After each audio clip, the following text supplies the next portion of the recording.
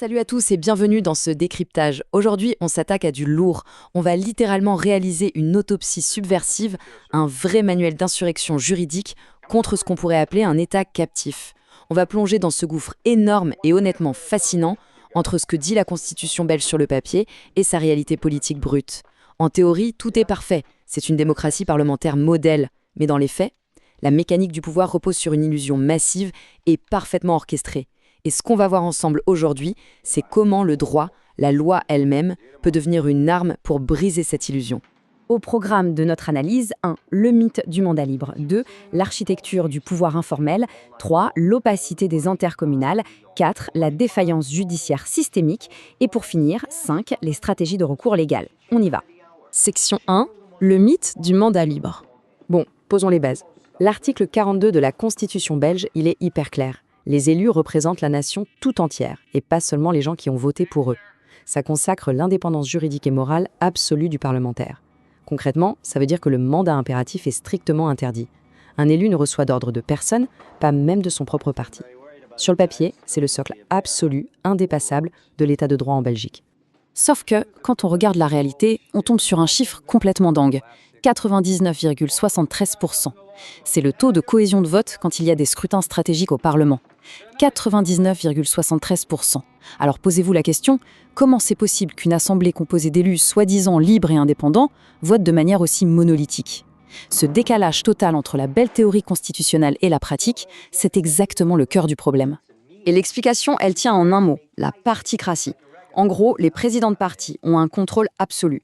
Ils imposent une discipline de fer à leurs élus. Et si un député ne file pas droit, c'est la mort politique. Il est viré des futures listes électorales, il perd ses mandats.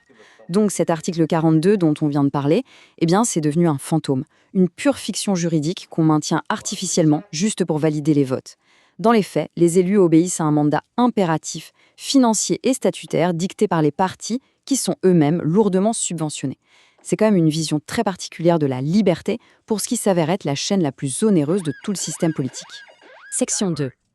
L'architecture informelle du pouvoir. Alors, l'aboutissement ultime de toute cette logique particratique, ça s'appelle le cairn. C'est le comité ministériel restreint. C'est là que les présidents de parti, via leur vice-premier ministre, négocient les vrais compromis. Et vous savez ce qui est absolument fascinant ici ? C'est que le cairn, c'est l'organe omnipotent de l'État, mais il n'a aucune base légale. Il n'existe nulle part dans la Constitution. Le contraste est quand même frappant. D'un côté, on a le Conseil des ministres formel, qui est reconnu par les textes et fonctionne de manière collégiale. Et de l'autre, on a le cairn, le véritable gouvernement de l'ombre, qui ne fonctionne que sur de la coutume non écrite. Pas de règles, pas de procès-verbaux publics systématiques, c'est littéralement la boîte noire de la démocratie. Les décisions majeures y sont prises dans une opacité totale, et ensuite c'est envoyé au Parlement pour être validé par des députés forcés au silence par la fameuse discipline de parti. Section 3. L'opacité des intercommunales. Prenez une seconde pour réaliser ce chiffre. 45 milliards 600 millions d'euros. C'est colossal. C'est le total du bilan combiné des 323 structures intercommunales en Belgique.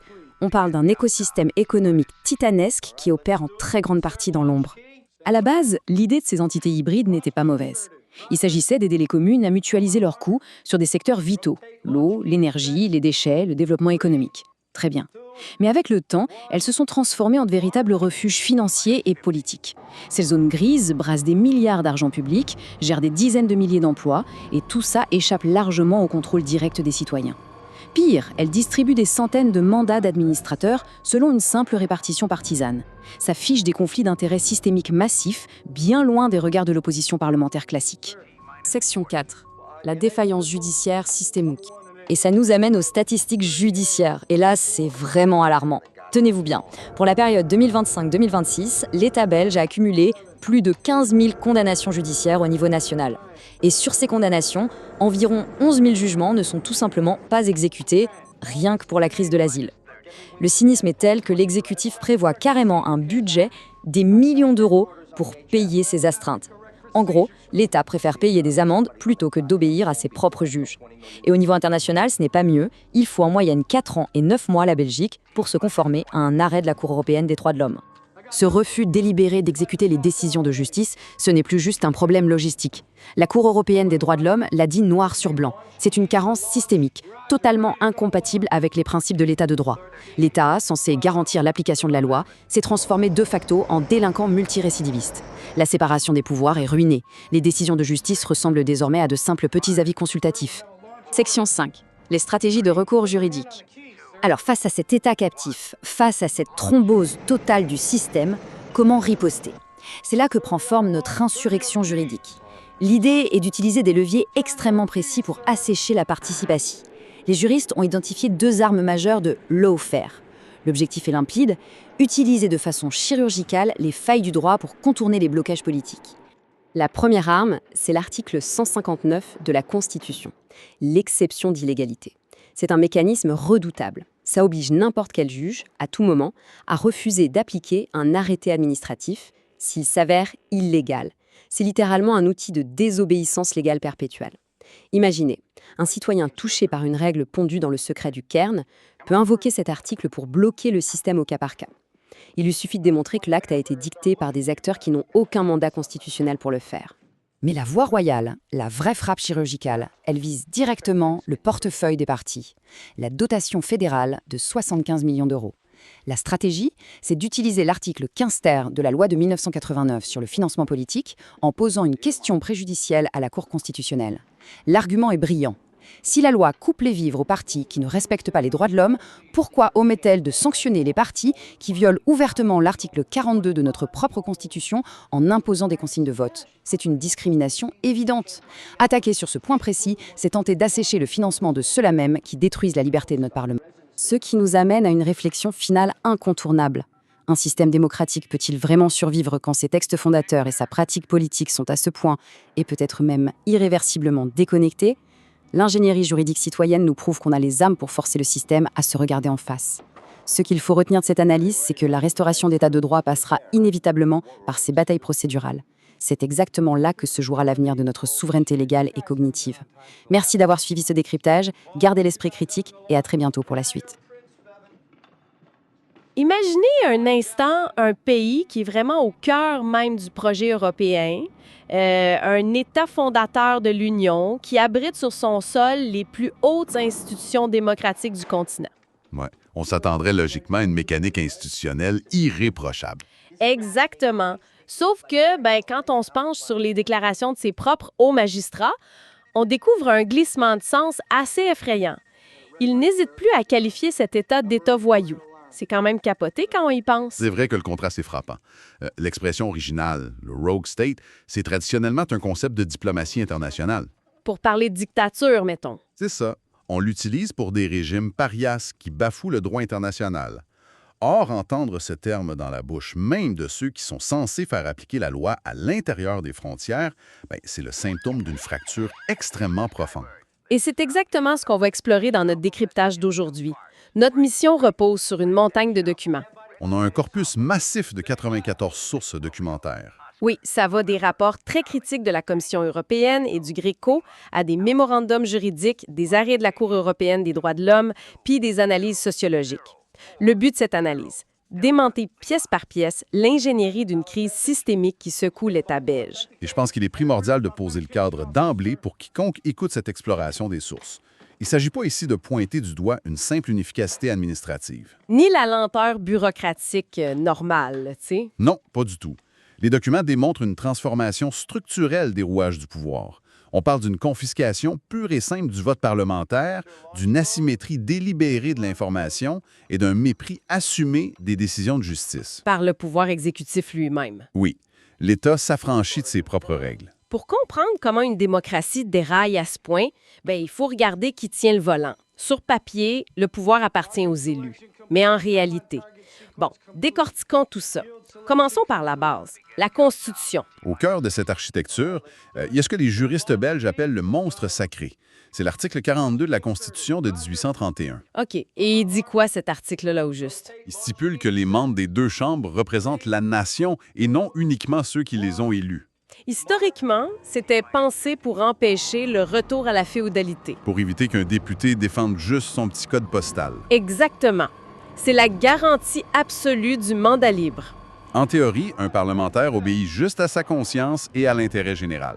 Il n'y a aucun compte à rendre à un groupe de pression, ni même à son propre parti politique une fois dans l'hémicycle. Sauf que là, les données de nos sources mettent en lumière une statistique qui donne le vertige. Ah oui, les chiffres parlent d'eux-mêmes. Quand on regarde la réalité des votes au Parlement aujourd'hui, on constate une discipline de vote de 99,73 %. Près de 100% du temps. C'est fou. Les élus votent exactement selon la ligne dictée par leur parti. Dans le fond, le Parlement, ça devient une immense pièce de théâtre. C'est une excellente image. Les élus sont bel et bien sur scène, sous les projecteurs. Mais ils n'ont absolument pas le droit d'improviser, ni de dire leur propre réplique. Ils se contentent de répéter ce qu'un metteur en scène leur souffle dans une oreillette, le metteur en scène étant le président du parti. Ouais. Mais attends, si je comprends bien, comment un parti arrive à imposer un contrôle aussi total sur des centaines d'élus? Ce qui est fascinant ici, c'est l'évolution du cadre légal qui a permis ça. La réponse se trouve dans une loi spécifique, la loi du 4 juillet 1989 sur le financement des partis politiques. Ah oui, je l'ai vu passer dans le corpus, celle-là. Avant 1989, les partis fonctionnaient de manière un peu opaque, avec des dons privés.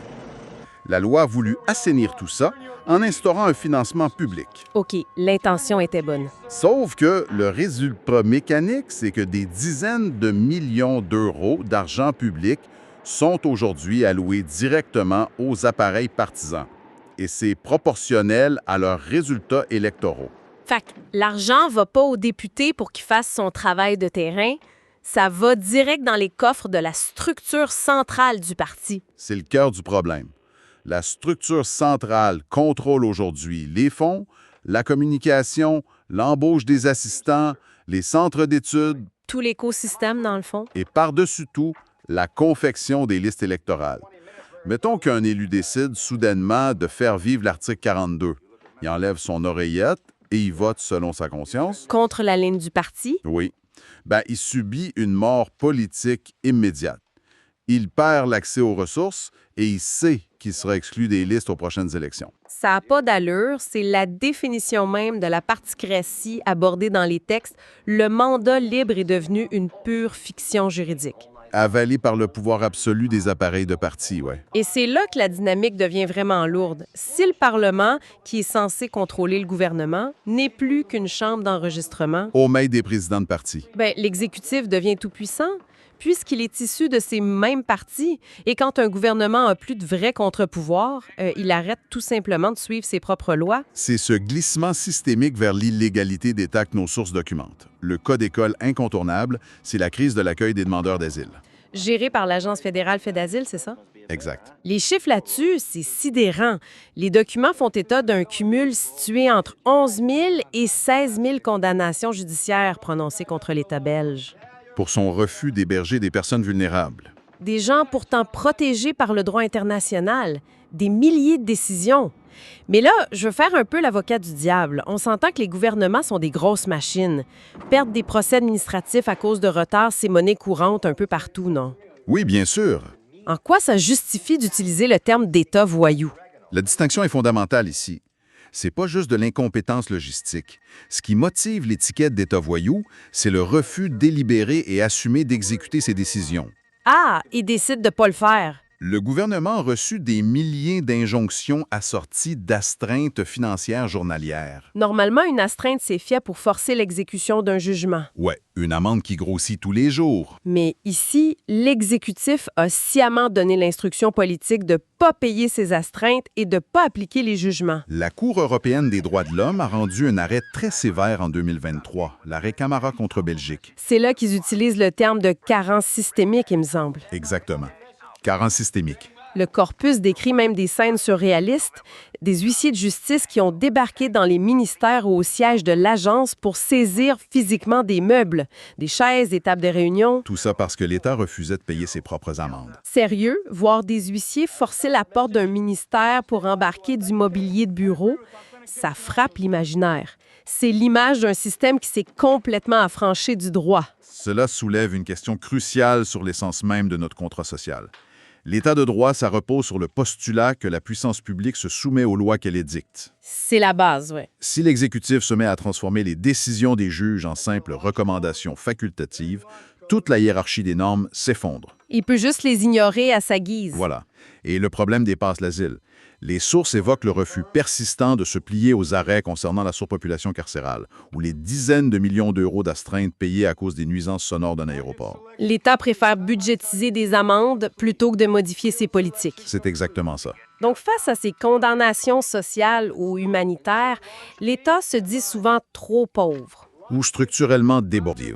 Mais cette excuse de la pénurie financière, elle tient la route quand on regarde comment les fonds publics sont gérés ailleurs. Bien, les données nous montrent que non. Avec une asymétrie d'information aussi flagrante, on tombe dans une hypocrisie totale. D'un côté, l'État déploie une énergie folle pour traquer la fraude sociale. On parle d'intelligence artificielle, de profilage algorithmique. Des armées d'inspecteurs pour surveiller les chômeurs ou les malades de longue durée. Tout ça pour une fraude estimée à quelques centaines de millions d'euros. Oui, c'est le déploiement d'un panoptique numérique ultra répressif contre la précarité. L'État veut tout voir, tout auditer. Mais de l'autre côté, et là, il y a de quoi tomber en bas de sa chaise. Ce même État détourne volontairement le regard face à l'évasion fiscale et à la fraude des grands capitaux. Les chercheurs estiment ça à environ 30 milliards d'euros par an. Le ratio est vertigineux. On est sur du 1% 20. Comment une architecture étatique peut organiser son propre désarmement face à 30 milliards de pertes, puis en même temps, traquer le moindre euro chez les citoyens les plus fragiles? C'est la mécanique de l'asymétrie de l'information institutionnalisée. L'État organise sa propre cécité face aux acteurs économiques puissants. De quelle façon? Concrètement, nos sources détaillent une dépendance colossale de l'administration envers les grands cabinets de conseil, les fameux Big Four. OK, un instant. Quand on dit dépendance, ça se traduit comment sur le terrain? Ça se traduit par une externalisation des cerveaux de l'État. En déléguant la rédaction de projets de loi complexes ou la stratégie numérique à ces entités privées. Pour des contrats de plusieurs milliards d'euros. Exactement. L'administration perd sa capacité interne de contrôle. Ce qui est pointé du doigt, c'est le phénomène des portes tournantes. Les revolving doors. Oui. Un consultant va aider l'État à rédiger une norme fiscale. Ensuite, il retourne dans le privé pour expliquer aux multinationales comment contourner cette même norme légalement. Wow! L'État n'a plus l'expertise pour lutter contre cette ingénierie financière. C'est là que ça devient vraiment intéressant. Parce que pour que cette asymétrie perdure sans provoquer de révolte, faut qu'elle reste dans l'ombre. Et le corpus souligne une loi adoptée en mai 2024 qui est assez hallucinant. La loi sur le secret de la stratégie politique. C'est ça. Cette législation permet aux autorités de refuser de divulguer les correspondances, les mémos et les documents de travail des cabinets ministériels. Sous prétexte que ça exposerait leur fameuse stratégie. L'opacité sur la prise de décision est devenue parfaitement légale. On cache tout aux chercheurs et au grand public. Et cette loi marque une dérive que les instances internationales condamnent très sévèrement, notamment le GRECO, le groupe d'États contre la corruption du Conseil de l'Europe. Qu'est-ce qu'ils disent là-dessus? Les rapports montrent que les recommandations sur la transparence des cabinets ont un taux de réalisation catastrophique. On se retrouve avec un exécutif qui se coupe sciemment du regard citoyen. Qui cache les notes de ses consultants. Tout en maximisant la surveillance algorithmique sur les citoyens vulnérables. Avec tout ça, des élus contrôlés à 99,73 %, un État qui ignore 16 000 décisions de justice puis qui laisse filer 30 milliards, la réaction logique, ça devrait être la révolte. Le débat public devrait s'enflammer. On pourrait le penser, oui. Mais pourquoi la population n'est pas constamment dans la rue? Où est le quatrième pouvoir? Que fait la presse pour dénoncer ces dérives-là? C'est là que l'analyse du paysage médiatique apporte une réponse assez glaçante. Les données du Media Pluralism Monitor démontrent que ce n'est pas une question de mauvaise volonté des journalistes. C'est quoi d'abord? C'est un problème de musellement structurel par l'hyperconcentration. L'évaluation du risque de concentration du marché de l'information atteint un seuil qualifié de critique. 81 %. 81 %. C'est gigantesque, on parle de quasiment tout le paysage de l'information. Exactement. Le marché est cimenté par des oligopoles linguistiques. Au nord, un duopole formé par DPG Media et Media House contrôle plus de 82 % de la presse. Et au sud? L'absorption d'IPM par le groupe Russell a créé un quasi-monopole de fait. Ça contrôle jusqu'à 94 % de la presse quotidienne généraliste francophone. OK, c'est énorme. Mais au-delà de la concentration, nos sources insistent sur une dépendance financière toxique. Il y a eu ce scandale retentissant sanctionné par l'autorité belge de la concurrence en 2026. Le cartel illégal avec Bpost. Oui, un cartel entre les géants de la presse et l'opérateur postal historique. Comment ça fonctionnait concrètement, cette affaire-là? Le mécanisme était redoutable. L'État octroie des centaines de millions d'euros de subsides publics pour garantir la distribution des journaux. Pour soutenir la démocratie et le pluralisme, en principe. En principe, lors de l'appel d'offres pour renouveler ce contrat massif, les éditeurs de presse et BPOS se sont secrètement concertés. Ils ont gonflé artificiellement les coûts. Voyons donc. Ils ont écarté d'éventuels concurrents par des manœuvres d'éviction pour s'assurer que BPOS remporte le marché à un prix exorbitant. Et après? Ensuite, BPOS reversait une partie de cette manne publique surévaluée aux éditeurs sous forme de ristourne. C'est l'ironie suprême. Les grands organes censés enquêter sur la fraude d'État fraudaient l'État en coulisses pour capter l'argent public. Si on reprend notre imagerie de tantôt, c'est comme si la Maison démocratique avait un gros chien de garde. Et que le cambrioleur lui donnait des friandises. Ouais, de généreuses friandises payées avec l'argent des proprios, juste pour être sûr qu'ils jappent pas au moment du vol. C'est troublant de voir à quel point ça verrouille le système. Et l'essence même de ce que les sociologues cités dans le corpus nomment la médiarchie. Quand des groupes dépendent à ce point de cartels subventionnés pour survivre, un conformisme éditorial s'installe dans les rédactions. On mord pas la main qui signe les chèques. À cela s'ajoute une autre arme juridique pointée par les sources, les procédures SLAP ou poursuites bâillons. Un instant, une poursuite bâillon, comment ça neutralise une enquête sur le terrain? Imaginez un petit média d'investigation qui découvre un scandale financier. OK, impliquant un politicien ou un grand cabinet? L'entité visée va intenter un procès en diffamation colossale contre le média. Le but n'est pas de gagner sur le fond juridique. Ils savent que leurs arguments sont faibles. Alors, c'est quoi le but? C'est d'épuiser financièrement le journaliste, de le noyer sous des frais d'avocat astronomiques jusqu'à ce qu'il retire son article ou fasse faillite. Fait que la fabrique du consentement opère à plein régime.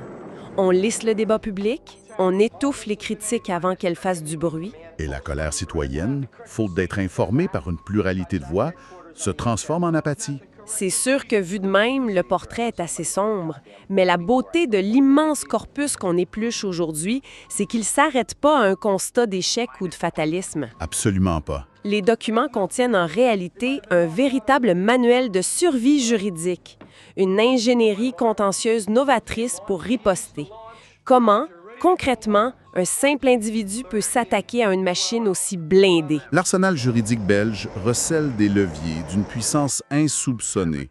Les sources mettent particulièrement en lumière l'article 159 de la Constitution. L'exception d'illégalité. Oui, c'est une arme diffuse, perpétuelle, qui repose dans les mains de tout le monde. Pour les esprits curieux qui nous écoutent et qui ne sont pas avocats, ça marche comment lors d'un litige? Le principe est d'une grande beauté juridique. L'article 159 impose à n'importe quel juge du pays de refuser d'appliquer un règlement si ce dernier est contraire à une loi supérieure ou à la Constitution. OK, n'importe quel juge peut faire ça. Oui, contrairement à un recours devant le Conseil d'État qui doit se faire dans un délai ultra court de 60 jours, l'exception d'illégalité n'a aucune date de péremption. Fait que n'importe qui, devant un simple juge de paix pour un litige anodin, peut demander d'écarter un règlement abusif. Exact. Ça permet d'organiser une forme de guérilla juridique continue. Ça paralyse les normes irrégulières sur le terrain, dossier par dossier. D'ailleurs, en parlant de guérilla, les sources mentionnent des tactiques citoyennes très modernes, comme le lead-dixing ou la guérilla sémantique. Oui, l'utilisation de la technologie. Au lieu de juste plaider en cours, des activistes utilisent le SEO, l'optimisation des moteurs de recherche, pour indexer publiquement leur argumentaire. De sorte que quand quelqu'un cherche des informations sur une politique abusive, L'algorithme fait remonter en tête de liste les failles légales et les preuves d'abus de pouvoir. c'est brillant. On utilise la techno pour briser la symétrie de l'information. C'est très ingénieux. Mais là où l'ingénierie contentieuse atteint son sommet, c'est dans son attaque contre la matrice même de la particratie. La fameuse loi de 1989 sur le financement des partis. Exactement. Et pour ça, les juristes utilisent la théorie de la lacune législative en ciblant l'article 15 ter. Qu'est-ce qu'il dit, cet article-là, pour être aussi stratégique? Cet article a été rédigé pour couper les vivres aux partis politiques dits liberticides. L'idée de base est saine. Si un parti viole les droits de l'homme, l'État lui supprime sa dotation publique. Jusque-là, ça semble tout à fait logique, pour protéger la démocratie contre les partis racistes, par exemple. Mais la faille que les juristes ont trouvée, c'est que cet article 15 ter sanctionne les violations des droits de l'homme, mais reste totalement silencieux concernant les partis qui violent la Constitution du pays. Ah! L'omission flagrante. La stratégie citoyenne détaillée consiste donc à provoquer un procès stratégique. Par exemple, un élu qui aurait été puni par son parti pour avoir respecté l'article 42 et voté selon sa conscience. Ce plaignant va forcer le juge à poser une question préjudicielle à la Cour constitutionnelle. Attends, une question préjudicielle, la mécanique derrière ça, c'est quoi exactement? Imagine que pendant un procès normal, un juge se rende compte que la loi qu'il doit appliquer pose potentiellement problème par rapport à la Constitution. OK. Il met le procès sur pause, il fige le temps, envoie le dossier à la Cour constitutionnelle et demande si la loi respecte nos droits fondamentaux. Si la Cour répond que non, la loi saute. Et la question préjudicielle qui est formulée dans notre corpus, c'est d'une précision redoutable. En gros, il demande pourquoi un parti qui détruit quotidiennement le mandat libre des députés. Par une discipline de vote à 99,73 %. Oui, pourquoi ce parti continue de recevoir tranquillement des millions d'euros d'argent public, alors qu'un parti raciste est privé de financement. N'est-ce pas une discrimination inconstitutionnelle? Si on relie ça à la situation globale, c'est littéralement l'arme nucléaire du droit citoyen. La Cour constitutionnelle pourrait se voir forcée d'annuler le système global de dotation. C'est la seule voie stratégique claire pour débrancher la machine financière des partis. On retourne l'arme du législateur contre lui-même. Si on détruit le monopole du financement centralisé, on détruit la capacité de chantage des partis sur les élus. Et l'article 42 pourrait enfin redevenir une réalité. Quel parcours à travers cette montagne d'informations. On a commencé par l'illusion démocratique de l'article 42, ce mandat libre qui sert de façade pour masquer des élus sous contrôle financier. La réalité de la particratie. Ensuite, on a plongé dans la réalité d'un État voyou qui n'hésite pas à ignorer 16 000 condamnations sur l'asile, qui laisse les huissiers vider ses ministères et laisse filer 30 milliards d'évasion fiscale. Tout en déployant des algorithmes pour traquer les citoyens les plus précaires. Le tout maintenu en place par un oligopole médiatique subventionné qui étouffe le débat via des ententes secrètes. Mais on a aussi vu que le droit lui-même offre des outils de riposte, des chevaux de Troie constitutionnels pour paralyser les abus. Alors, qu'est-ce que tout ça veut dire au fond? Cela nous amène à une réflexion finale très profonde, presque un vertige historique. Il faut se rappeler que la loi de 1989 sur le financement a été créée avec d'excellentes intentions. Pour sauver la démocratie de la corruption privée, on voulait éviter que l'argent sale des industriels achète les politiciens. Mais voilà le paradoxe absolu. En chassant la corruption capitaliste privée et en la remplaçant par un monopole massif d'argent public sans vrai audit externe, n'a-t-on pas accidentellement donné naissance à un monstre corporatiste encore plus investi? C'est une excellente question. On a créé un capitalisme d'État exclusif aux politiciens eux-mêmes. Les grands partis sont devenus des rentiers inamovibles des deniers publics, totalement déconnectés des citoyens. C'est une pensée extrêmement provocatrice. Et c'est exactement pour déterrer ce genre de mécanisme invisible qu'on effectue cette analyse des sources. Ignorer les fractures d'un système, mais ça ne suffit pas à le réparer. Le défi lancé à quiconque écoute cette analyse, c'est de garder cet esprit critique bien aiguisé, de continuer à questionner les évidences et de repenser ce que les structures de notre démocratie exigent de la société civile aujourd'hui. Fin du décryptage pour cette fois. Restez curieux. Bienvenue à d'IDB, notre grand échange d'idées où nous explorons des multiples perspectives sur les enjeux les plus complexes de notre époque. Oui, et on a tout un programme aujourd'hui. Tout à fait. Imaginez un instant que vous, en tant que simple citoyen, vous décidiez sciemment d'ignorer une décision de justice. On s'entend que les conséquences seraient immédiates. Ah, c'est clair, des saisies, des amendes majorées. Bon, exactement. Potentiellement même une peine de prison si tu vas trop loin. Mais que se passe-t-il quand l'État lui-même décide de balayer du revers de la main non pas un, mais plus de 16 000 jugements de ses propres tribunaux? 16 000, c'est ahurissant quand on y pense. C'est le mot. Fait qu'aujourd'hui, on plonge au cœur de la Belgique de 2026. C'est un pays qui est actuellement traversé par une crise de légitimité sans précédent sous la fameuse coalition gouvernementale Arizona.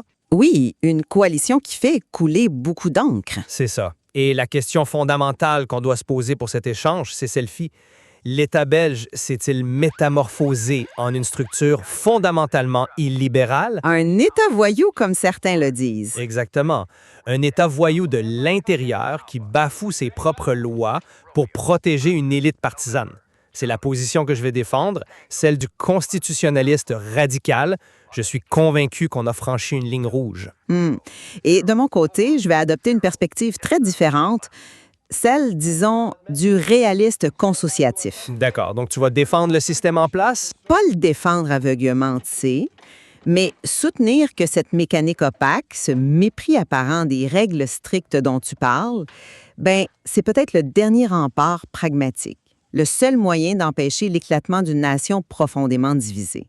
Je suis convaincu qu'il faut regarder au-delà du droit pur. Sincèrement, j'ai beaucoup de mal à accepter qu'on puisse justifier la violation de l'État de droit au nom de la survie ou de la stabilité. Je sais que ça choque, mais c'est toute la tragédie de l'architecture belge. Mais regarde les faits. Les rapports de la Ligue des droits humains ou même de l'Institut fédéral des droits humains sont sans appel. Prenons l'arrêt Camara, mettons. Ouais, la Cour européenne des droits de l'homme. Exactement. C'est un arrêt qui condamne explicitement la Belgique parce qu'elle refuse de fournir un accueil aux demandeurs d'asile, et ce, malgré des milliers de condamnations par ses propres juges nationaux. Tu sais. C'est une situation dramatique, je te l'accorde. Et le plus troublant, c'est la méthode. Le gouvernement n'essaie même plus de se conformer à la loi. Il intègre carrément les astreintes et les amendes dans son budget annuel. Oui, il budgétise la condamnation. C'est fou. C'est un refus budgétisé de l'autorité de la chose jugée. Et quand tu cherches un contre-pouvoir, quand tu te tournes vers le Parlement, ben, tu te heurtes à une immense supercherie. Tu parles de l'article 42, j'imagine? Tout à fait. L'article 42 de la Constitution belge garantit, théoriquement, que le député vote selon sa conscience. Mais dans les faits, on observe une discipline de vote faramineuse de 99,73 %. C'est vrai que le chiffre donne le vertige. Fait que les assemblées ne sont plus qu'une chambre d'enregistrement. C'est dirigé par ce qu'on appelle une jeune de président de parti, tu sais, des gens qui n'ont même pas été élus à ces postes par la population. Bref, la démocratie parlementaire a été confisquée. Écoute, je te l'accorde d'emblée. Sur le papier, cette discipline de vote à près de 100 %, ça ressemble à une anomalie démocratique totale. C'est une fraude à la Constitution, carrément. Oui, on pourrait dire ça. Et je sais que pour nos auditeurs, justifier le contournement de la loi par le besoin de paix sociale, ben ça peut sembler super cynique. Très cynique, oui. Mais il faut comprendre la mécanique de l'intérieur, tu sais. Mon approche repose sur ce que le politologue Arend Liefert appelle la démocratie consociative. D'accord, la théorie de Liefert. Voilà. C'est un terme académique pour désigner un système qui est conçu spécifiquement pour des sociétés profondément divisées. En Belgique, une simple règle de majorité écraserait toujours une minorité. Ce qui mènerait à des tensions extrêmes. Invariablement. Ça mènerait à la sécession ou même à une guerre civile larvée. Fait qu'en Belgique, la fameuse lasagne institutionnelle et l'opacité du cairn, Le Cairn, donc le cabinet ministériel restreint, c'est ça, là où les présidents de partis prennent toutes les décisions à huis clos, mais ça fonctionne comme une cocotte minute dont on aurait soudé le couvercle. mais c'est dangereux une cocotte minute soudée. Peut-être, mais si chaque parlementaire francophone ou flamand se mettait soudainement à voter selon sa stricte conscience individuelle sur des enjeux sensibles, ben aucun compromis existentiel ne survivrait. Donc on sacrifie la démocratie pour la survie de l'État. On fait des compromis. C'est opaque, c'est lourd, oui. Mais ces accords conclus au sommet, c'est le seul plat qui permet aux Flamands, aux Wallons et aux Bruxellois de rester assis à la même table. Tu sais, le prix de cette belgitude politique, c'est précisément ce sacrifice de la pureté parlementaire. Bien, c'est un argument qui a longtemps fonctionné, ça je le comprends. On accepte de fermer les yeux sur l'opacité au nom de la stabilité, Exactement. mais regarde le prix réel de cette stabilité aujourd'hui. Si l'État choisit de s'exempter de ses propres lois au nom du compromis communautaire, on pourrait au moins espérer qu'il soit indulgent envers ses propres citoyens. Ah, je vois où tu veux en venir. Or, c'est exactement l'inverse. L'État déploie une asymétrie redoutable et c'est là que le fameux concept de ratio 152 entre en jeu. Le ratio 152. Pour expliquer simplement, mettons, d'un côté, on a l'appareil d'État qui traque la fraude sociale mineure chez les plus vulnérables. On mobilise près de 1478 inspecteurs sociaux.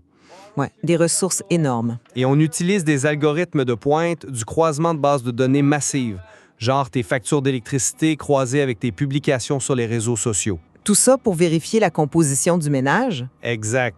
Pour débusquer une mère célibataire qui aurait perçu 50 € de trop. Mais de l'autre côté, face aux 30 milliards d'euros d'évasion et d'optimisation fiscale qui quittent le pays chaque année, L'État regarde ailleurs. l'État entretient une inefficacité coupable. On a très peu d'inspecteurs financiers, pas d'algorithmes agressifs. C'est une authentique exception d'illégalité offerte aux grands capitaux. Je comprends l'indignation, vraiment là. Pour imager la chose, c'est comme un agent de sécurité qui plaque au sol et fouille agressivement les poches des plus démunis à la porte entrée d'un supermarché, pendant qu'il maintient lui-même la porte arrière grande ouverte pour laisser sortir des fourgons blindés remplis par l'élite financière. Wow. OK, l'analogie de l'agent de sécurité, elle est percutante, je le reconnais. Et soyons clairs, moralement, cette justice de classe est indéfendable. Ah, tu l'admets. Bien sûr, personne ne peut s'en réjouir. Mais si on veut comprendre le pourquoi de cette asymétrie, plutôt que de s'arrêter à l'indignation, faut décortiquer l'ADN de la coalition Arizona actuelle. Vas-y, explique-nous cette logique. Cet attelage politique, il repose sur un équilibre extrêmement précaire. Tu as des libéraux, des centristes et surtout les nationalistes flamands de la NVA. Qui ont un poids électoral massif. Exactement. Aller traquer ces 30 milliards d'évasion fiscale, ça relève pas d'une simple directive administrative. Ça nécessiterait de s'attaquer aux structures mêmes du capitalisme mondialisé qui transite par la Belgique. Et ça, ils ne veulent pas le faire. Surtout sur le plan de la politique interne. Ça froisserait irréversiblement la base économique de la droite flamande. S'en prendre frontalement à cet électorat et à ses grands capitaux, c'est franchir une ligne rouge qui ferait exploser la coalition en 48 heures. Fait que, on tape sur les pauvres pour sauver le gouvernement? Bien, dans les faits, la répression sociale spectaculaire, la traque aux petits fraudeurs dont tu parles, c'est le gage idéologique. C'est le prix politique transactionnel qu'il faut payer pour que la NVA reste dans le gouvernement. C'est un cynisme absolu. C'est cynique, oui, mais sans cette transaction budgétaire et sécuritaire, on retourne au vide institutionnel. On se retrouve avec un pays bloqué pendant des centaines de jours. Mais est-ce que tu comprends à quel point cette logique-là nourrit la désintégration de la société?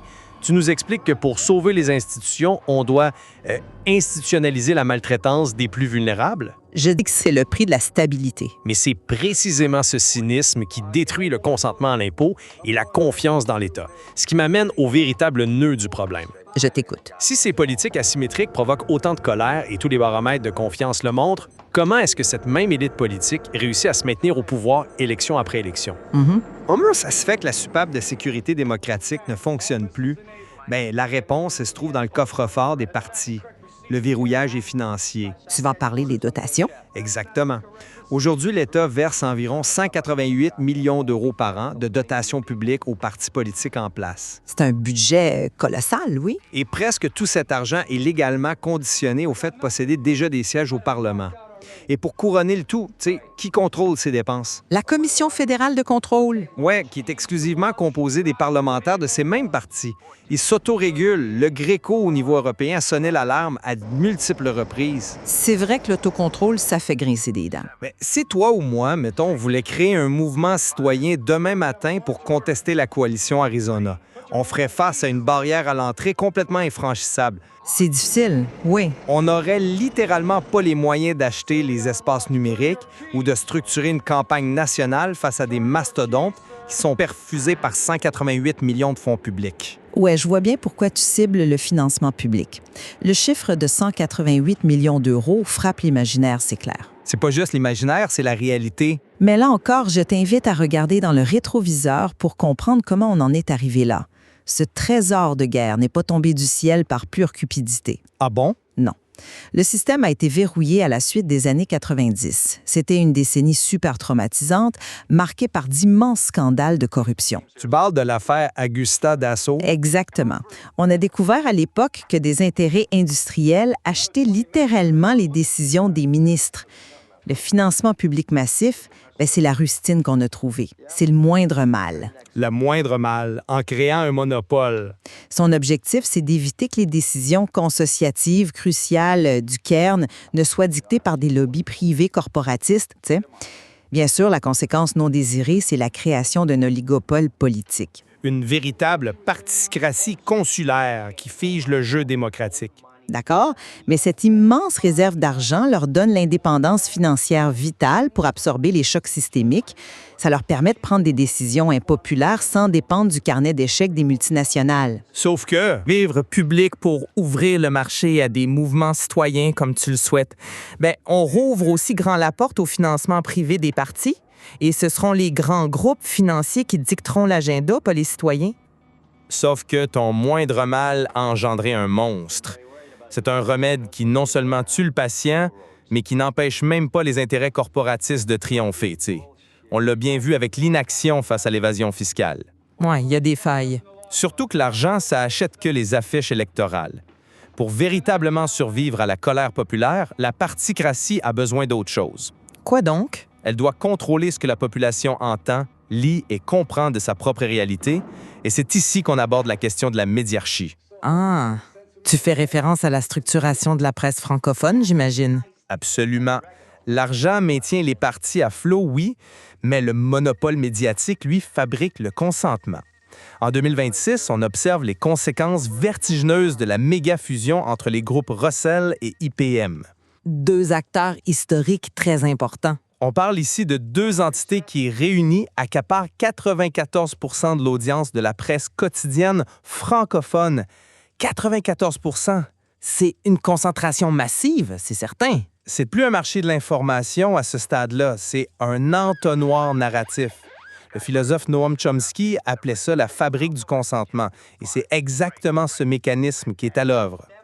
Le pôle médiatique dominant, qui est largement subventionné par l'État d'ailleurs, mais il s'aligne systémiquement sur l'agenda sécuritaire et budgétaire de l'exécutif. Tu trouves pas que c'est un peu complotiste comme vision? Non. Prends le discours télévisuel, là, on va faire des heures de reportage anxiogènes sur la micro-fraude sociale pour légitimer les fameux algorithmes de répression. Mais on maintient un silence de plomb sur le non-recours aux droits sociaux qui touche près de la moitié des citoyens éligibles. Ouais, le traitement médiatique est parfois déséquilibré. Ça crée un étouffement total des voix dissidentes. Le citoyen se sent complètement dépossédé de sa propre réalité, ce qui mène à une véritable anomie citoyenne, ce sentiment d'isolement profond où tu constates que ce que tu vis au quotidien n'est jamais reflété dans le récit officiel. OK. C'est un argument qui résonne beaucoup auprès du public, je le sais. Parler de propagande ou de fabrique du consentement, c'est un côté très séduisant sur le plan intellectuel.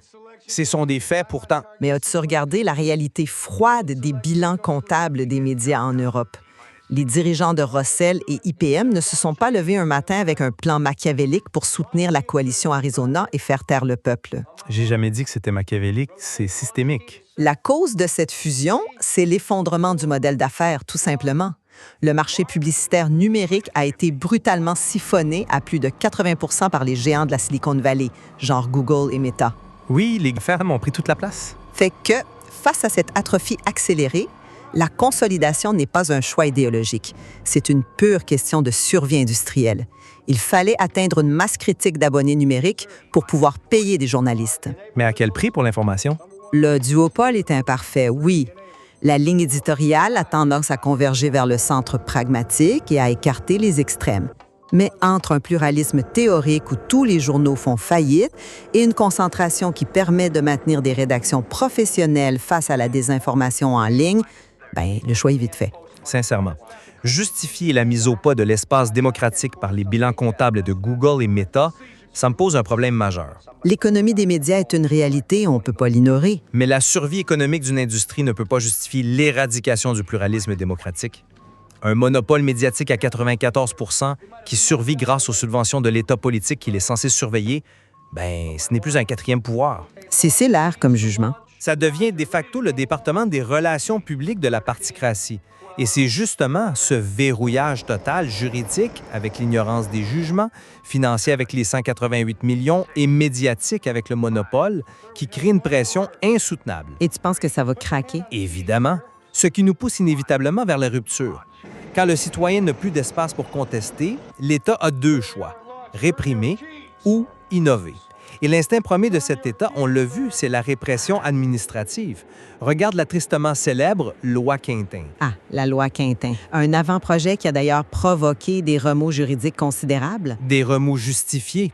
Pour nos auditeurs, la loi Quintin, c'était la tentative de l'exécutif de s'octroyer le droit de dissoudre administrativement des associations de la société civile, sans même passer par un juge. C'était un dérapage sécuritaire, je suis d'accord. C'est la signature classique d'un État illibéral qui décide de neutraliser ceux qui osent encore pointer les failles.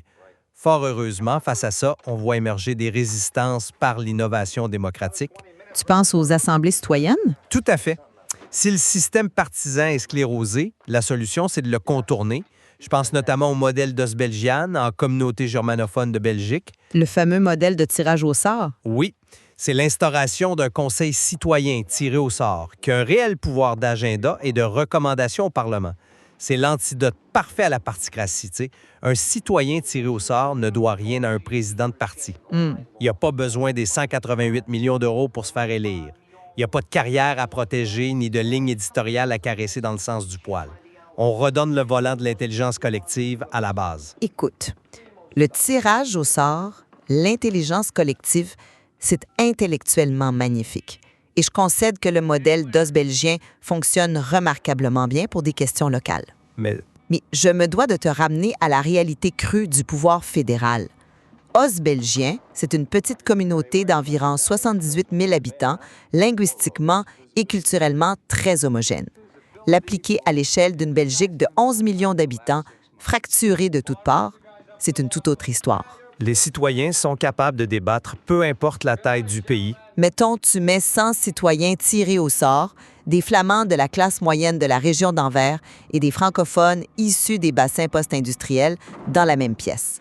Demande-leur de régler publiquement la question de la répartition d'une dette de plusieurs dizaines de milliards d'euros. C'est le principe de la délibération. Sans l'expérience politique, sans la mémoire institutionnelle et surtout sous le regard polarisant des réseaux sociaux, ça ne fonctionnera pas. Les citoyens refuseront de faire des concessions sur leurs lignes rouges respectives par peur de se faire lyncher virtuellement par leur propre communauté. Je trouve ça super pessimiste. La politique consociative exige une chose que la démocratie directe ne peut pas tolérer, le huis clos. La capacité d'échanger un dossier économique contre un dossier culturel dans le plus grand secret, là où l'émotion populaire n'entre pas. Remplacer le cairn par une assemblée de profanes, c'est prendre le risque garanti de dynamiter le pays en 6 mois. Mais c'est une vision incroyablement paternaliste. Tu présumes que le citoyen ordinaire est, par nature, incapable de rationalité ou de compromis dès que l'enjeu est complexe. Pas incapable de rationalité, mais soumis aux pressions communautaires. Pourtant, en même temps, tu excuses une élite professionnelle qui accumule 16 000 condamnations en toute impunité et qui institutionnalise l'injustice fiscale. L'expertise politique dont tu parles est devenue qu'une expertise en maintien au pouvoir au détriment de l'État de droit. Ce n'est pas du paternalisme, c'est la reconnaissance des forces centrifuges qui traversent l'Europe en ce moment. La polarisation identitaire est une force explosive, tu sais. Mais la particratie l'alimente, cette polarisation-là. La particratie est lourde, elle coûte une fortune et ses asymétries de justice sont moralement répréhensibles. Je te dirai jamais le contraire. Mais jusqu'à présent, c'est la seule force de gravité qui empêche les composantes de la nation de s'éloigner irrémédiablement les unes des autres. Sans le verrouillage des élites, le nationalisme de repli prendrait le dessus. Écoute, nous voici arrivés au terme de cet échange dense et il est essentiel de synthétiser nos approches. Tout à fait. De mon côté, quand j'examine la budgétisation du mépris des tribunaux, quand je vois le simulacre que devient l'article 42 et quand je décortique la traque asymétrique des vulnérables et ce double verrouillage financier et médiatique, mon constat reste inflexible. La fiction de la paix communautaire cache une dérive autoritaire inacceptable. Un État qui choisit à la carte les lois qu'il respecte a déjà cessé d'être une démocratie libérale saine pour devenir un État voyou de l'intérieur. Je comprends ta position. Et pour ma part, je maintiens mon approche réaliste. Les immenses défauts de l'ingénierie consociative et de la particratie sont le prix exorbitant, mais nécessaire, de la cohésion. un prix trop élevé à mon sens. Dans un environnement sociologique structurellement instable, les accords opaques et le contrôle des partis demeurent les seuls leviers capables de forger du consensus, là où la démocratie pure produirait inévitablement de la fracture et de la sécession. S'il y a bien une chose sur laquelle on s'entend parfaitement aujourd'hui, c'est que la chute vertigineuse de la confiance citoyenne envers les institutions n'est pas une simple illusion. Oh non, elle est bien réelle. Elle est ancrée dans des faits tangibles et le système actuel a manifestement atteint un point de rupture. J'invite d'ailleurs chaudement nos auditeurs à poursuivre la réflexion de leur côté. Oui, il y a beaucoup de matière. N'hésitez pas à creuser les concepts que nous avons abordés, lisez les arrêts de la Cour européenne des droits de l'homme ou explorez les travaux de Lijsvaart sur les sociétés divisées. La complexité institutionnelle belge mérite vraiment cette curiosité intellectuelle. Absolument. C'est un laboratoire politique fascinant pour quiconque veut comprendre les défis colossaux auxquels font face nos démocraties modernes aujourd'hui. C'est ce qui met fin à notre grand échange d'idées.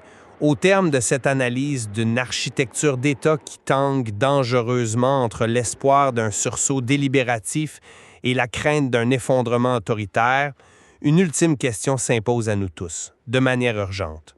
Le droit est-il encore un outil de régulation ou n'est-il plus qu'une variable comptable pour le pouvoir? Imaginez un pays qui se dresse régulièrement sur la scène internationale pour donner des leçons de démocratie à ses voisins. Ouais, le genre de pays qui pointe le doigt vers les autres. Exactement. Un pays qui fait la morale à la Hongrie ou à la Pologne sur le respect des règles, mais quand on fouille dans ses propres dossiers internes, on découvre que ses propres juges qualifient secrètement le gouvernement d'État voyou. C'est un contraste assez brutal. Absolument. Fait qu'aujourd'hui, on plonge dans une pile de documents officiels, puis le sujet de notre autopsie institutionnelle, ben c'est la Belgique. Et le contraste est vraiment frappant, là. Parce qu'on pourrait se demander pourquoi on passe tout ce temps à analyser le système politique belge aujourd'hui pour notre auditoire. Oui, pourquoi la Belgique spécifiquement? Mais la réponse qu'on trouve dans tous ces rapports du Conseil de l'Europe et des observatoires mondiaux, c'est que la Belgique agit comme un véritable laboratoire. Tu sais, si les fondations d'un État de droit peuvent s'effriter là-bas, au cœur même de l'Europe, bien, les mêmes failles existent potentiellement dans nos propres institutions. C'est un avertissement, dans le fond. Bon, on va décortiquer tout ça. Notre mission pour cette plongée analytique, c'est de lire entre les lignes d'une montagne de documents. On a des rapports d'audit du GRECO, des analyses de la Ligue des droits humains, puis des enquêtes de Civicus. Une documentation très solide. Ouais, c'est du lourd. Et juste pour mettre les choses au clair d'emblée, parce que c'est super important, c'est sur cela, elle scrute les actions de la coalition gouvernementale de droite qu'on appelle l'Arizona. Ouais, tout comme elles analysent aussi les réactions de l'opposition, que ce soit la gauche radicale du PTB ou l'extrême droite. Exact. Fait que, on s'entend, notre but ici, c'est absolument pas de prendre parti. On n'est pas là pour faire la morale à la gauche ou à la droite. On va simplement rapporter factuellement ce que les juristes constatent sur la mécanique du pouvoir de façon totalement neutre. C'est vraiment l'approche essentielle pour bien comprendre la situation. Les sources nous offrent genre un manuel de compréhension sur la façon dont une démocratie moderne s'érode de l'intérieur. Et c'est pas avec des chars d'assaut dans les rues, là. Non, c'est beaucoup plus subtil. Exactement. Ça se fait à coup de mémos administratifs, de blocage budgétaire. Et pour comprendre comment on en arrive là, ben, il faut d'abord regarder qui tient réellement le volant de l'État. Ben, en théorie, mettons que je lis la Constitution belge, c'est super clair. L'article 42 dit que les élus représentent la nation puis qu'ils sont indépendants. C'est la belle théorie, ça. Oui, ils sont censés voter selon leur conscience. Mais nos documents montrent que, dans les faits, le pouvoir a été complètement siphonné par les partis politiques. C'est ce que les analystes appellent la particratie. C'est ça. On est vraiment loin de la théorie constitutionnelle. Les véritables centres de décision aujourd'hui, c'est plus les parlements, ce sont les bureaux privés des présidents de partis. Les fameux chefs. Oui, c'est eux qui négocient les accords de gouvernement, genre à la virgule près. C'est eux qui nomment les ministres. Et le point le plus crucial, c'est qu'ils contrôlent les listes électorales. Attends une minute, là. parce que c'est ici que les chiffres dans le rapport m'ont fait sursauter. On parle d'une discipline de vote au Parlement qui atteint 99,73 %. C'est astronomique. 99,73. Je veux dire, même dans des régimes super autoritaires, on voit rarement une telle uniformité. Comment c'est humainement possible de forcer des centaines de députés à être d'accord pratiquement 100% du temps? Et le mécanisme est d'une efficacité redoutable et tout repose sur cette fameuse liste électorale qu'on mentionnait. OK, explique-moi ça. Mettons que tu es un jeune député avec des convictions fortes. Un projet de loi arrive, il est dicté par le président de ton parti, mais tu trouves que ça va à l'encontre des intérêts de tes électeurs. Ouais, un dilemme classique. Exact. Si tu oses voter contre ou même juste t'abstenir, la sanction est immédiate. Elle n'est pas écrite nulle part, mais aux prochaines élections, le président du parti trahit simplement de la liste. Ah oui, carrément. Ou il te place à une position totalement inéligible, genre tout au bas du bulletin, fait que ta carrière politique est terminée. Fin de l'histoire. C'est fou. Fait que, au lieu de l'image classique des politiciens qui débattent, c'est plutôt comme une grande entreprise. Le conseil d'administration prend toutes les décisions secrètes, puis les employés, les députés dans ce cas-ci, font juste signer les mémos pour garder leur job. Le Parlement, c'est devenu une simple chambre d'enregistrement des ressources humaines. C'est une excellente comparaison, mais tu sais, il faut quand même comprendre pourquoi ce système-là s'est mis en place à l'origine.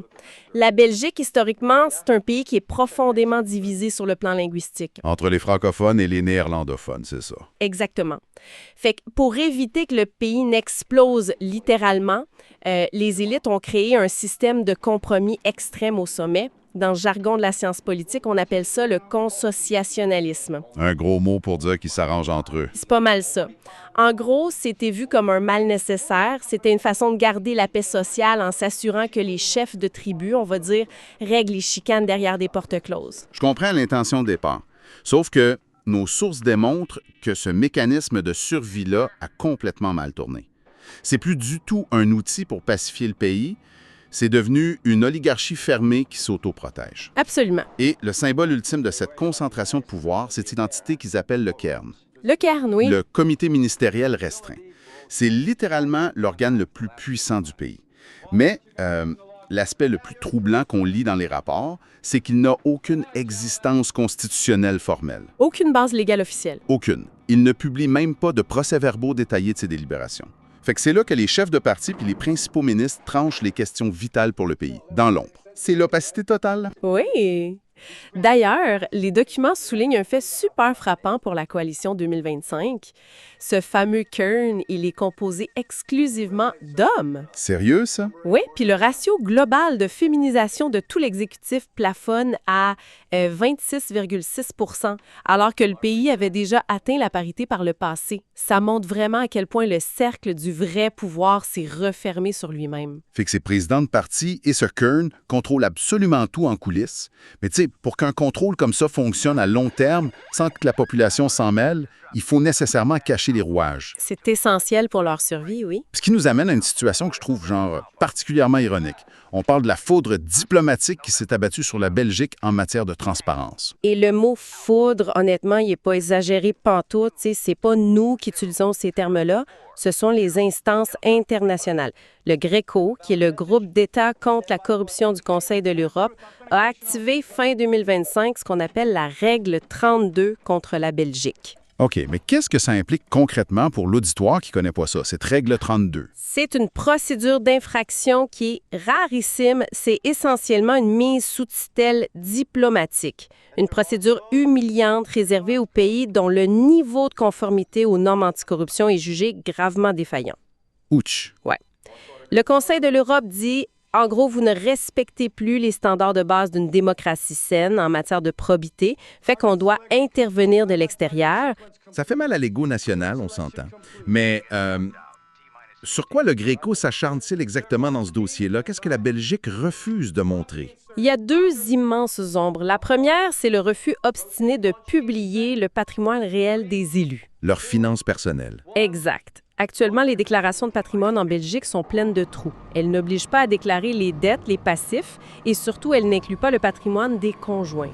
Attends un peu. Fait que, si je comprends bien la mécanique, un élu pourrait recevoir des millions d'euros d'intérêts privés en échange d'une loi favorable, puis juste placer cet argent-là au nom de son conjoint. Oui, tout à fait. Ou genre, utiliser l'argent pour éponger une énorme dette personnelle secrète, puis ce serait totalement invisible sur sa déclaration publique. C'est exactement le genre de faille béante que le Gréco dénonce.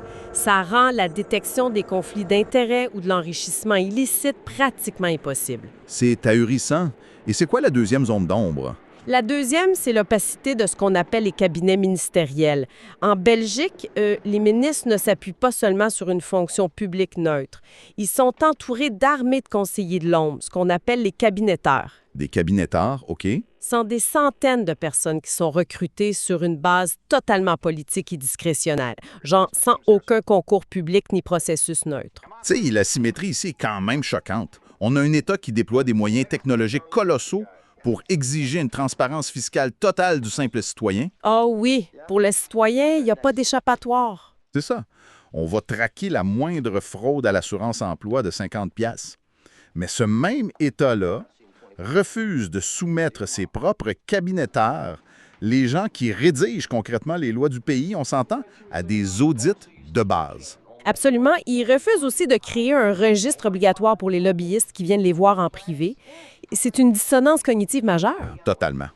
Mais ce que les rapports d'audit nous expliquent, c'est que cette opacité, c'est pas juste un oubli administratif ou de la simple paresse, c'est une fonction de survie pour la particratie. Comment ça marche au juste? Bien, en gardant le contrôle total sur des centaines de postes très bien payés dans ces cabinets-là, les partis peuvent entretenir un clientélisme féroce. Tu sais, ils récompensent la loyauté partisane. C'est une machine à distribuer des jobs.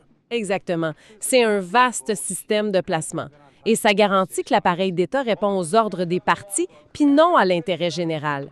La transparence, ça viendrait détruire cet outil de contrôle. D'accord. Fait que l'exécutif est blindé, opaque, puis verrouille complètement le Parlement. Mais dans une démocratie normale, quand l'État dérape, il reste censé y avoir un arbitre, non? La justice. Normalement, oui. Alors, qu'est-ce qui se passe quand des citoyens ou des ONG décident d'attaquer cet État opaque en cours, puis qui gagnent? Bien, la réponse documentée dans nos sources, elle est franchement stupéfiante. L'État les ignore. Tout simplement. Et on touche là à la fracture la plus grave qui est identifiée par les juristes dans nos documents. C'est la crise de l'exécution des décisions de justice. C'est le cœur du scandale. Ouais. Le cas le plus dramatique et le plus documenté dans ces rapports, c'est la crise de l'asile avec l'agence fédérale qu'on appelle FEDASIL. La législation belge puis le droit international obligent l'État à fournir un hébergement digne à tout demandeur d'asile qui arrive sur son territoire. C'est la loi de base. Exact. Or, face à un afflux, l'État a tout simplement arrêté de le faire. Fait qu'on a des milliers de personnes laissées à la rue. Évidemment, la société civile a réagi et ils ont traîné l'État devant les juges. Et les juges ont tranché massivement. On ne parle pas de quelques appels isolés. Là. Depuis 2021, l'État belge a accumulé plus de 11 000 condamnations par ses propres tribunaux. 11 000? Oui. Oui.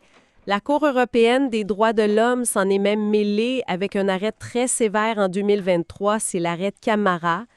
La CDH y dénonce explicitement une carence systémique et le refus caractérisé du gouvernement de se conformer à la loi. 11 000 condamnations. Et tu sais, les images décrites dans les sources pour illustrer cette crise-là sont complètement surréalistes. Parce que l'État ne payait pas les amendes qui étaient imposées par les juges. Non, il refusait de payer. Fait qu'on a vu des huissiers de justice débarquer physiquement dans les sièges des ministères fédéraux. Ils venaient saisir les meubles, les ordinateurs, puis même les machines à café de l'État. C'est absurde quand on y pense. Pour éponger des millions d'euros d'astreintes impayées. C'est l'État qui est obligé d'utiliser la force publique contre lui-même pour se forcer à respecter ses propres lois. Honnêtement, ça dépasse l'entendement. Bien, c'est justement ce qui a fait émerger une notion juridique extrêmement lourde dans le milieu des magistrats belges. C'est eux qui ont commencé à utiliser l'expression d'État voyou. Ou rogue state, en anglais. Un État voyou, c'est un terme super fort. Très fort. Habituellement, en géopolitique, on réserve ce terme-là pour des dictatures qui financent le terrorisme ou qui ignorent complètement le droit international.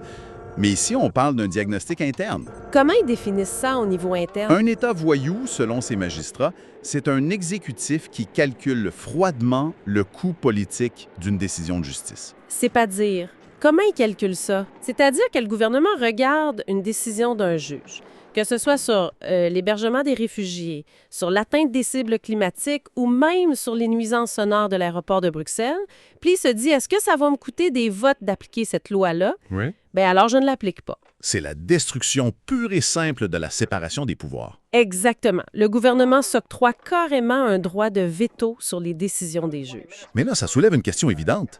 Si le système judiciaire se fait ouvertement bafouer à 11 000 reprises, pourquoi il ne frappe pas plus fort?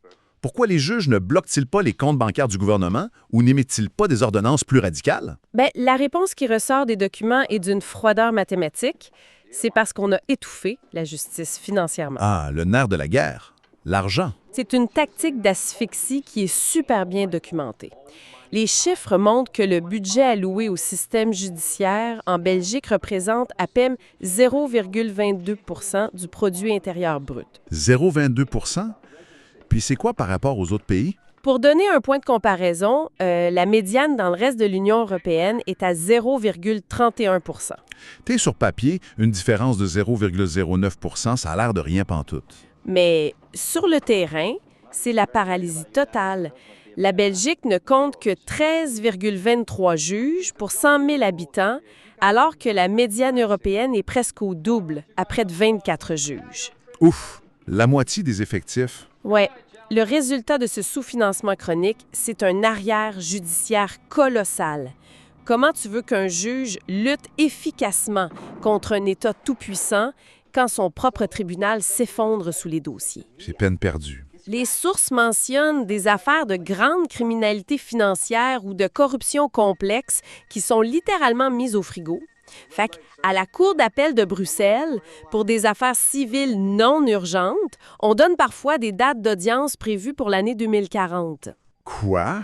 2040? C'est le désarmement par l'usure dont parlent les rapports, c'est en plein ça. Une justice qui met 15 ans à statuer et n'est plus du tout une menace pour le pouvoir en place. C'est exactement le but. Mais tu sais, il n'y a pas que les juges qui agissent comme contre-pouvoir dans une démocratie. Il y a aussi les médias, les syndicats, les ONG, bref, l'espace civique au sens large. Est-ce que la société civile, elle, s'en sort mieux? Malheureusement, non. Et c'est un autre constat très lourd. Civicus, qui est un observatoire mondial très respecté qui mesure la liberté de l'espace civique, a formellement déclassé la Belgique. Déclassé vers quoi? Elle est passée de la catégorie ouvert à la catégorie rétrécie. Ça, c'est pas bon signe. Non.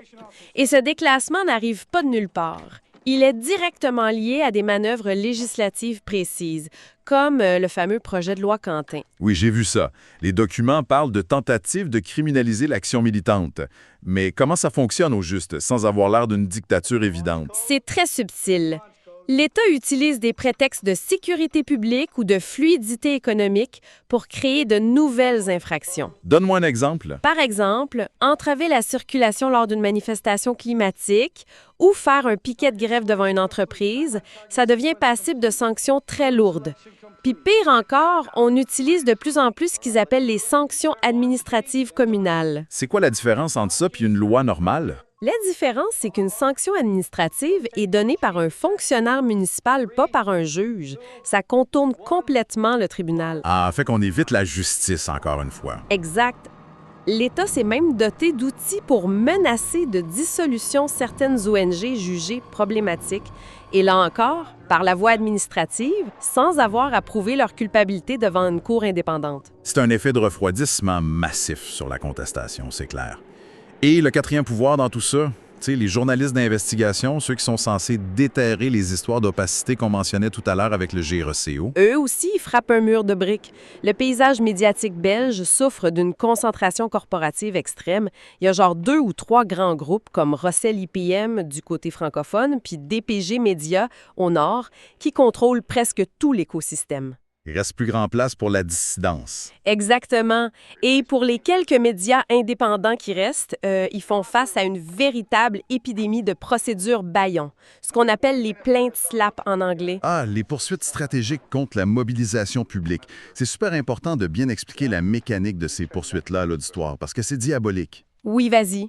Le but d'une grande corporation ou d'un politicien puissant qui lance une poursuite SLAPP contre un journaliste, c'est absolument pas de gagner le procès au final. Ils savent souvent très bien qu'ils ont tort sur le fond de l'affaire. Ils s'en foutent du jugement final. C'est ça. Le but, c'est de noyer le média sous des milliers de pages de procédures légales. C'est de le saigner à blanc avec des frais d'avocat exorbitants pendant des années, jusqu'à ce que le petit média qui n'a pas du tout les poches profondes, mais il lève le drapeau blanc et retire son article, puis il s'auto-censure juste pour survivre financièrement. Exactement. C'est une stratégie d'épuisement. Et, tu sais, quand on met tous ces éléments bout à bout, une partocratie qui étouffe le Parlement, un exécutif qui ignore les juges, une justice sous-financée, puis une société civile muselée, bien, le diagnostic des sources est lourd. Je dirais même carrément déprimant. Les sources décrivent ça comme une forme de néolibéralisme autoritaire qui s'installe tranquillement sans faire trop de bruit. D'ailleurs, cette paralysie systémique-là se reflète dans l'incapacité même de l'État à former des gouvernements. Ah oui, le fameux record mondial. Gouvernement régional à Bruxelles. Par-ci, 113 jours de niaisage politique pendant que le pays au complet tourne au ralenti. C'est plate, mais à t'écouter, le tableau est tellement sombre qu'on a l'impression qu'il n'y a pas d'issue pantoute. C'est vrai que ça a l'air sombre. Est-ce que les documents parlent d'une riposte? Je veux dire, est-ce que la société civile propose des solutions concrètes pour court-circuiter ce monopole-là? Oui, et heureusement. Tu sais, la nature a horreur du vide. Face au blocage institutionnel, on voit émerger des innovations démocratiques fascinantes. Ah, enfin, une bonne nouvelle. La société civile pousse fort pour réinjecter le citoyen directement dans la machine. On voit par exemple apparaître des commissions délibératives paritaires à Bruxelles où des élus siègent à parts égales avec des citoyens ordinaires. Intéressant. Mais l'exemple le plus spectaculaire qui est mis en avant dans nos sources, c'est le modèle ostbelgien dans la petite communauté germanophone de la Belgique. Un modèle qui commence à faire des vagues à l'international, d'ailleurs. Comment ça fonctionne concrètement sur le terrain, ce truc-là? C'est un vrai changement de paradigme. Ils ont institué un conseil citoyen permanent. Dans le fond, on tire au sort des citoyens ordinaires, genre monsieur, madame, tout le monde, pour siéger pendant 1 an et demi. Fait que c'est plus juste des politiciens de carrière. Et convoque des experts indépendants et il finit par voter des recommandations formelles. OK, mais est-ce que les politiciens peuvent juste ignorer ces recommandations-là comme ils ignorent les juges monnois, là? Bien, c'est là que c'est révolutionnaire. Le Parlement a l'obligation légale d'en débattre et si les députés décident de rejeter une recommandation citoyenne, ils doivent rédiger une justification détaillée et publique. Ils ne peuvent plus juste balayer l'idée sous le tapis en silence. C'est une véritable reddition de comptes forcée. C'est un mécanisme brillant parce que, dans le fond, ça casse l'entre-soi, ça force les élus à sortir du fameux cœur opaque qu'on décrivait tantôt, puis à s'expliquer directement devant la population. Absolument, ça redonne le pouvoir à la base. Et au bout du compte, ces innovations-là nous amènent à la grande réflexion qui clôture notre analyse d'aujourd'hui. Tu sais, quand on regarde cette autopsie de la Belgique institutionnelle, ça nous ramène à la fondation même de notre société, au contrat social. Le fameux pacte entre l'État et le citoyen. C'est ça. En droit, on dit que le contrat social est synallagmatique. C'est un bien grand mot pour dire que c'est une rue à double sens. C'est basé sur des obligations réciproques. Moi, citoyen, je paye mes impôts, puis en échange, l'État me fournit des routes, de la sécurité puis une justice équitable. C'est la base de la vie en société. Mais à la lecture de tous ces dossiers-là, l'Agence de l'asile, les rapports du Conseil de l'Europe, les budgets anémiques de la justice, il y a une question philosophique assez brutale qui s'impose pour l'auditoire. Laquelle? Si l'État lui-même autorise sciemment, de façon répétée et calculée, à ignorer ses propres lois, s'il piétine les décisions définitives de ses propres juges, simplement parce que ça l'arrange politiquement, sur quelle base morale ce même État-là peut-il encore exiger d'un citoyen ordinaire qu'il paye rigoureusement ses impôts ou qu'il paye sa contravention de stationnement? C'est une excellente question. Tu sais, si le chef d'orchestre déchire la partition en plein concert, pourquoi les musiciens continueraient-ils de jouer? C'est vraiment une question existentielle sur la frontière très mince entre l'obéissance civique légitime puis le moment où la loi perd tout son sens. Un pensez-y bien profond pour quiconque s'inquiète de l'avenir de nos démocraties, que ce soit en Europe ou ici. Welcome to debate. Imaginez un instant la scène. On est à quelques mois des élections. Le moment le plus tendu d'un cycle politique, oui. Exact. Et là, une grève étudiante ou syndicale tourne mal. Ça déborde un peu dans les rues, la circulation est bloquée, puis soudainement, sur la simple signature d'un ministre de l'Intérieur, le principal parti d'opposition voit ses locaux fermés, son logo est interdit d'utilisation et les comptes bancaires de ces sections locales sont entièrement gelés. Sans aucun procès préalable, on s'entend. C'est ça. Pas de jeu, juste une décision administrative instantanée qui vous coupe l'oxygène financier. Ça sonne comme le début d'une fiction dystopique, non? Et pourtant, c'est très exactement l'engrenage juridique qui se met en place en ce moment même en Belgique. Et c'est justement le cœur de notre discussion d'aujourd'hui. Portée par la coalition gouvernementale Arizona au début de cette année 2026, la fameuse loi Quintin vise officiellement la suspension des organisations qu'ils jugent radicales. Ouais, soi-disant radicales. C'est ça. La question qui va animer notre échange, c'est de savoir si ce cadre législatif menace réellement les formations politiques belges et leur financement, ou si c'est plutôt un écran de fumée pour d'autres ambitions. De mon côté, je suis convaincue que cette loi est un monstre juridique. L'architecture des partis en Belgique est tellement fuyante qu'ils se sont rendus intrinsèquement vulnérables. Ça crée un risque de paralysie financière sans précédent, même pour ceux qui ont rédigé la loi. Puis pour moi, la réponse est super claire. La loi Quentin, c'est avant tout une arme purement idéologique. C'est un outil fabriqué sur mesure par la particratie, les partis traditionnels au pouvoir, pour museler la dissidence dans la rue. Ça protège leur vaste plan d'austérité tout en s'assurant que leur propre financement reste totalement intouchable. Je comprends pourquoi tu vois ça comme un bouclier, mais en droit, l'intention de l'architecte ne garantit pas la solidité du bâtiment. L'exécutif vient de créer un mécanisme qui opère en dehors des garanties judiciaires normales. C'est instable par définition. C'est là que j'ai beaucoup de difficultés à vous suivre. Vous pensez vraiment que des politiciens de carrière, des gens qui contrôlent le système depuis des décennies, ponderaient une loi qui pourrait se retourner contre eux? L'histoire politique est pleine de ce genre d'erreurs, tu sais. Oui, mais regarde le contexte concret. La coalition Arizona doit faire passer un plan d'austérité massif. On parle de 23,3 milliards d'euros d'ici 2029 pour calmer l'Europe. En face, il y a une mobilisation syndicale historique. Fait que le gouvernement fait quoi? Il crée une voie de contournement. C'est-à-dire? Bien, les tribunaux classiques ont souvent protégé le droit de grève. Alors, l'exécutif invente un outil purement administratif pour paralyser la rue. Mais la clé, c'est que le texte de la loi Quintin prévoit des exemptions explicites pour les partis politiques et les syndicats reconnus. Ils ont mis un bouclier en place. Le but n'est pas de s'attaquer aux grands partis, c'est de pacifier l'espace public. Ah! Mais le bouclier dont vous parlez, c'est du papier mâché. Vous trouvez? C'est une illusion juridique totale. Oui, le texte prévoit une exemption de base pour les partis, c'est vrai, mais il inclut aussi ce qu'on appelle une clause de détournement d'objectifs, et c'est là que la mécanique devient redoutable. Si le ministre de l'Intérieur décide, de façon tout à fait unilatérale, qu'un parti s'écarte de sa mission électorale stricte, l'exemption tombe. Unilatéral, hein? Vraiment? Le ministre peut juste se lever un matin et dire « Vous avez dévié de votre mission ». Absolument. C'est le propre d'un arrêté de police administrative. Prenons un cas pratique. Imaginez un parti éco-socialiste ou de gauche radicale qui décide de soutenir logistiquement une action de désobéissance civile. Genre bloquer une route ou une usine. Voilà. Le ministre peut déclarer que ce parti détourne sa finalité électorale pour troubler l'ordre public. Et là, le piège se referme parce que les partis belges, en droit, ça n'existe quasiment pas. Ce ne sont pas des entités juridiques claires. Ils opèrent comme de simples associations de faits. Ils s'appuient sur une constellation d'ASBL périphériques pour exister. Puis la loi permet d'aller geler les avoirs de ces structures-là instantanément. Juste pour clarifier, pour ceux qui nous écoutent, quand on parle d'ASBL en Belgique, on parle essentiellement de nos OBNL ici, des organismes à but non lucratif. C'est en plein ça. Le parti au centre est un fantôme légal. Une coquille vide. Tout le travail réel, l'impression des affiches, la paie des employés, la location des locaux, c'est fait par ces OBNL satellites. La loi Quintin permet de frapper ces entités sans même passer par un jury au préalable. Ouais, mais attendez une minute, ce que vous dites, c'était vrai dans la première mouture du texte. Mais vous oubliez l'avis cinglant du Conseil d'État qui est tombé en janvier 2026. Je l'oublie pas, mais... Tu sais, la plus haute juridiction du pays a regardé ce texte et a dit au gouvernement, vous pouvez pas dissoudre des organisations comme ça sur un coin de table. Fait que le gouvernement a été forcé de reculer. La dissolution définitive d'un groupe reste dans les mains d'un vrai juge. Donc, l'idée que le ministre a un pouvoir de vie ou de mort instantané sur un parti, je trouve ça exagéré. Il garde le dernier mot sur la dissolution définitive, ça oui. Mais c'est exactement là que le gouvernement a été super malin ou imprudent, ça dépend de votre point de vue.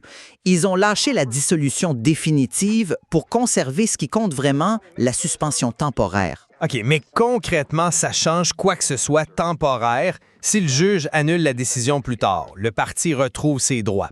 Ben, le timing en politique, c'est le nerf de la guerre. Imaginez qu'on est à 3 mois d'un scrutin crucial.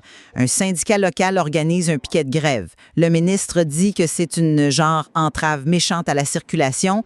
Il invoque la clause de détournement puis prononce la suspension temporaire de la section jeunesse qui a participé. Ouais, la campagne en prend un coup. Un coup fatal. Les comptes sont gelés le jour même. Les employés de l'OBNL reçoivent plus leur salaire le lendemain. Même si un juge intervient 1 an plus tard pour dire que le ministre a abusé de son pouvoir, ben le mal est fait. La campagne électorale est ruinée. Le parti a été asphyxié logistiquement au pire moment possible.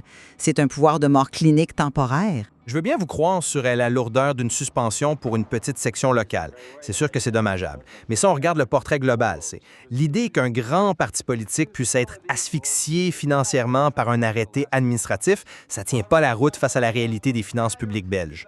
Pourquoi vous dites ça? Parce qu'on parle d'un système où les partis se sont construits un véritable coffre-fort blindé. Le financement des partis est garanti par la fameuse loi du 4 juillet 1989. C'est une manne financière incroyable. On parle de 108,7 millions d'euros par an qui sont versés aux partis par l'État. C'est colossal, c'est vrai. C'est énorme. Et la seule et unique façon légale de priver un parti de cette dotation-là, c'est l'article 15 tiers de cette même loi de 1989, puis c'est extrêmement difficile à déclencher.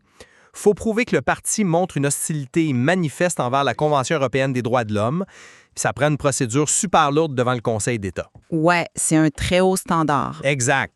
Sans compter que les politiciens à la tête de ces partis sont protégés par l'article 58 de la Constitution sur l'immunité parlementaire. Fait qu'au fond, le droit financier belge s'en fout royalement d'un petit arrêté de police. Le coffre-fort des millions de la dotation est inatteignable par la loi Compton. C'est un raisonnement qui serait parfaitement valide si l'argent de la dotation restait dans un seul gros compte bancaire intouchable, mais c'est pas pantoute comme ça que l'argent circule. Ah non, non, c'est là qu'il faut regarder la mécanique systémique. La stratégie de contournement de l'exécutif est vicieuse. La loi Quinten a été constituée pour opérer précisément en dehors du cadre de la loi de 1989. Comment ça? L'argent de l'État va bien au parti, tu sais? Techniquement, non. Comme je le disais tantôt, le parti est une association de faits. Il n'a pas de personnalité juridique pour ouvrir un compte en banque en son nom propre. C'est comme un modèle de franchise au fond. OK, je vous écoute. Le siège social n'existe pas légalement. L'argent de la loi de 1989 est redistribué à des dizaines d'instituts d'éducation permanente, des centres d'études, des associations locales. L'exécutif ne va pas s'attaquer au coffre-fort central avec l'article 15 ter. Parce que oui, c'est trop compliqué. Ils vont utiliser la loi Quintinon pour cibler les franchises locales. Et ça devient encore plus puissant quand on croise ça avec l'article 103 de la Fédération Wallonie-Bruxelles. Ah, vous parlez des critères d'évaluation de proximité politique. Exactement. L'article 103, c'est un décret qui permet de couper le financement public aux OBNL qui sont jugés trop proches d'un parti. Puis les critères sont d'une imprécision redoutable. On parle du partage d'un local, de l'utilisation des mêmes couleurs ou même de reprendre la sémantique d'un programme électoral. C'est que si une asso de quartier utilise le même rouge ou le même vert que le parti sur son tract, elle peut perdre ses subventions. C'est la théorie, oui. Et c'est là que la tenaille se referme. D'un côté, l'article 103 permet de bloquer le flux d'argent en amont vers les associations périphériques. De l'autre, la loi Quinten permet au ministre de geler instantanément les réserves bancaires qui sont déjà dans les comptes de ces associations sur un simple soupçon de radicalisme. C'est diabolique quand même. Vous n'avez pas besoin de toucher à la dotation officielle de 108 millions. Si vous coupez l'électricité de toutes les succursales une par une, votre franchise centrale, aussi riche soit-elle sur papier, elle meurt dans le noir. Les garanties constitutionnelles sont complètement court-circuitées par le bas. C'est une explication super intéressante de la mécanique. J'aime bien l'analogie de la franchise à qui on coupe l'électricité.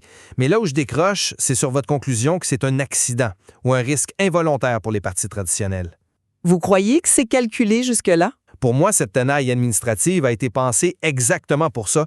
L'objectif, c'est pas de fragiliser le système des grands partis, c'est de renforcer la stabilité de l'exécutif actuel. De quelle façon? Parce que fragiliser la base fragilise le sommet. Pas si on regarde la dynamique de pouvoir au sommet de l'État. En Belgique, on assiste à ce que les politologues appellent l'effacement structurel du Parlement au profit du cairn. Le Conseil des ministres restreint, ouais. Voilà, le cairn, c'est le vrai centre du pouvoir. La particratie belge ne gouverne plus vraiment par des débats ouverts à l'Assemblée. Elle gouverne par des accords prénégociés entre les présidents de partis. La discipline de vote au Parlement frôle les 99,7 %. Les députés pèsent sur un bouton puis point final. C'est effectivement la triste réalité parlementaire aujourd'hui. Donc, dans ce contexte, appelons ça un néolibéralisme autoritaire, si on veut, l'exécutif a un programme d'austérité brutal à faire passer. Des réformes des pensions, des coupes budgétaires. Ils savent que les syndicats et les mouvements sociaux vont bloquer le pays. La loi Quintane, c'est pas un danger pour le cartel au pouvoir. C'est leur verrou administratif ultime. Mais ça reste risqué pour eux, hein? Non, c'est l'outil qui leur permet de fonctionner en vase clos, d'éliminer préventivement la résistance sociale dans la rue sans jamais remettre en question leur propre confort au sommet. C'est une justice intrapartisane gérée par les élites pour les élites. C'est une vision très cynique. Je comprends pourquoi on peut la tenir à court terme, tu sais. C'est vrai que la coalition Arizona pense s'acheter de la paix sociale avec ça, mais honnêtement, j'y vois une myopie politique flagrante. Cette quête de stabilité imposée par la force administrative porte en elle les germes d'une crise de régime bien plus profonde. Pourquoi, si ça marche pour imposer le budget, le gouvernement gagne la partie, non? Parce que le modèle belge fonctionne pas comme une vulgaire entreprise qu'on peut restructurer de force. Toute la stabilité historique de la Belgique repose sur le consociationnalisme. Attends, pause. Le consociationnalisme, on va l'expliquer pour ceux qui nous écoutent. C'est quoi concrètement la mécanique? C'est essentiellement un système de survie institutionnelle. Vous avez un pays avec des groupes linguistiques, les flamands, les francophones, et des familles idéologiques tellement opposées que si vous n'imposez pas un compromis permanent par la négociation, le pays éclate. Le compromis n'est pas une option, c'est le ciment de l'État. OK, je vois très bien. Fait que c'est un équilibre fragile. Très fragile. Alors, si un gouvernement décide d'utiliser un glaive administratif pour paralyser arbitrairement l'infrastructure de son opposition dans la rue, il détruit ce modèle fondamental. Et l'arme est profondément asymétrique, tu sais. Aujourd'hui, c'est la coalition Arizona qui la détient et qui pourrait cibler l'opposition de gauche, mais la roue politique tourne. Ah!